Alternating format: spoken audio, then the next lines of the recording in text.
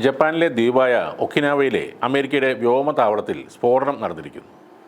ഈ അപകടത്തിൽ 4 ജാപ്പനീസ് സൈനികർക്ക് പരിക്കേറ്റു. ആരുടെയും പരിക്ക് ഗുരുതരമല്ലെന്ന് അധികൃതർ പറയുന്നുണ്ട്. ഒക്കിനാവയിലെ കടേന വ്യോമതാവളത്തിലെ ആയുധ സംഭരണശാലയിലാണ് സ്ഫോടനം നടന്നതെന്ന് അമേരിക്കൻ വ്യോമസേന ഒരു പ്രസ്താവനയിലൂടെ അറിയിച്ചു. സംഭവത്തിൽ US സൈനികർ ഉൾപ്പെട്ടിട്ടില്ല എന്നും അവർ പറഞ്ഞിട്ടുണ്ട്. സൈനികർ പരിശോധന നടത്തുന്നതിനിടെയാണ് ഈ സ്ഫോടനമുണ്ടായതെന്ന് സ്വയം പ്രതിരോധ സേന പറയുന്നു. അപകട കാരണം അന്വേഷിക്കുകയാണെന്ന് SDF അറിയിച്ചിട്ടുണ്ട്.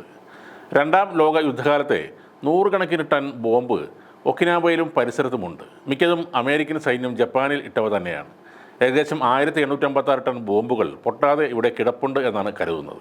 ജപ്പാനിലെ കടേന എയർബേസ് ഏഷ്യ പസഫിക് മേഖലയിലെ ഏറ്റവും വലുതും തന്ത്രപരമായി പ്രാധാന്യമുള്ളതുമായ അമേരിക്കൻ വ്യോമസേന സംവിധാനമാണ്. പസഫിക്കിൻ്റെ താക്കോൽ എന്ന് പലപ്പോഴും വിളിക്കപ്പെടുന്ന ഈ താവളം 2000 ഹെക്ടറിലധികം വിസ്തൃതിയുള്ളതും ഏകദേശം 20,000 പേരെ ഉൾക്കൊള്ളുന്നതുമാണ്. അമേരിക്കൻ വ്യോമസേനയുടെ 18ാം വിങ്ങിൻ്റെ ആസ്ഥാനം കൂടിയാണത്. F-22 റാപ്റ്ററുകൾ പോലുള്ള നൂതന അമേരിക്കൻ വിമാനങ്ങളുടെ മാറിയുള്ള വിന്യാസവും ഈ ബേസിൽ പതിവായി നടക്കുന്നുണ്ട്. കൂടാതെ ഉത്തര കൊറിയ, തായ്വാൻ എന്നിവ ഉൾപ്പെടെയുള്ള പ്രാദേശിക ഹോട്ട്സ്പോട്ടുകൾ നിരീക്ഷിക്കുന്നതിലും കടേന എയർബേസ് നിർണായക പങ്ക് വഹിക്കുന്നു.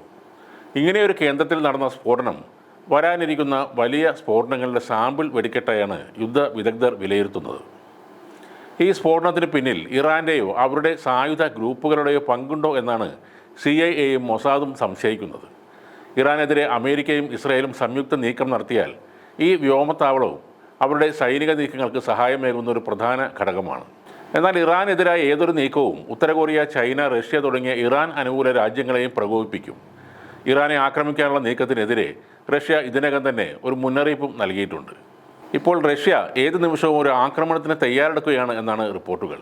റഷ്യയിലെ വ്യോമത്താവളങ്ങൾക്ക് നേരെ ഉക്രൈൻ നടത്തിയ ആക്രമണങ്ങൾ ആസൂത്രണം ചെയ്തത് നാറ്റോ ആണെന്ന പുതിയ വിവരം കൂടി പുറത്തു വന്ന പശ്ചാത്തലത്തിൽ യൂറോപ്പിനെയും നാറ്റോ രാജ്യങ്ങളായ ജർമ്മനി, ഇംഗ്ലണ്ട് തുടങ്ങിയ രാജ്യങ്ങളെയും ആക്രമിക്കാനുള്ള പദ്ധതികളാണ് റഷ്യ തയ്യാറാക്കിയിരിക്കുന്നത്. ആക്രമണം നടന്ന ശേഷം പെട്ടെന്ന് തന്നെ റഷ്യൻ പ്രസിഡന്റ് വ്ളാഡിമിർ പുടിനെ വിളിച്ച ട്രംപ് ഈ ആക്രമണത്തിൽ അമേരിക്കയ്ക്ക് പങ്കില്ലെന്ന് അന്ന് മുൻകൂർ ജാമ്യവും എടുത്തിരുന്നു. വ്യോമതാവളങ്ങൾക്ക് നേരെയുള്ള ആക്രമണത്തിന് ശേഷം റഷ്യൻ സൈന്യം ഉക്രൈനിൽ വ്യാപക ആക്രമണം നടത്തി കനത്ത നാശം വിതച്ചെങ്കിലും അതൊന്നുമല്ല തിരിച്ചടിയെന്നും യഥാർത്ഥ പ്രതികാരം സംഭവിക്കാൻ പോകുന്നേയുള്ളൂ എന്നുമാണ് റഷ്യൻ അനുകൂല മാധ്യമങ്ങൾ റിപ്പോർട്ട് ചെയ്യുന്നത്. ശക്തമായ തിരിച്ചടി ഉണ്ടാകുമെന്ന മുന്നറിയിപ്പ് ട്രംപുമായുള്ള ഫോൺ സംഭാഷണത്തിൽ പുടിനും സൂചിപ്പിച്ചിരുന്നു. ഇതിനിടെ റഷ്യൻ സേന അമേരിക്കൻ അബ്രാംസ് ടാങ്കുകൾ നശിപ്പിച്ചതായ വിവരവും ഇപ്പോൾ പുറത്തു വരുന്നുണ്ട്. ഓരോ ടാങ്കിനും കോടികൾ വിലമതിക്കുന്ന ഈ ടാങ്കുകളുടെ തകർച്ച നാറ്റോ ചേരിക്ക് വലിയ പ്രഹരമാണ് ഉണ്ടാക്കിയിരിക്കുന്നത്.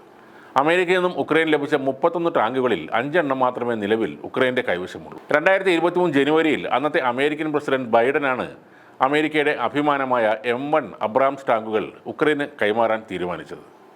എന്നാൽ ഇത് യുദ്ധക്കളത്തിൽ ഇറക്കി അധികം വൈകാതെ തന്നെ റഷ്യ ഈ ടാങ്കുകളെല്ലാം തകർക്കാൻ തുടങ്ങി. കഴിഞ്ഞ വർഷം സെപ്റ്റംബർ ആകുമ്പോഴേക്കും 20 ടാങ്കുകളാണ് റഷ്യ ഇങ്ങനെ തകർത്തത്. അമേരിക്കയുടെ പ്രധാന യുദ്ധ ടാങ്കാണ് അബ്രാംസ്. 2020 നവീകരിച്ച അബ്രാംസ് അമേരിക്കൻ സൈന്യത്തിന് കൈമാറിയതോടെ യുദ്ധത്തിലെ മുന്നണി പോരാളിയായിട്ടാണ് അമേരിക്കൻ മാധ്യമങ്ങൾ വിശേഷിപ്പിച്ചിരുന്നത്. ആ മുന്നണി പോരാളിയാണ് റഷ്യൻ സൈന്യം ഉക്രൈനിൽ തകർത്തുകൊണ്ടിരിക്കുന്നത്. ജപ്പാനിലെ അമേരിക്കൻ വ്യോമതാവളത്തിലെ സ്ഫോടനത്തിന് തൊട്ടു പിന്നാലെ തന്നെയാണ് ഈ വാർത്തയും അന്താരാഷ്ട്ര മാധ്യമങ്ങളിൽ ഇപ്പോൾ ഇടം പിടിച്ചിരിക്കുന്നത്.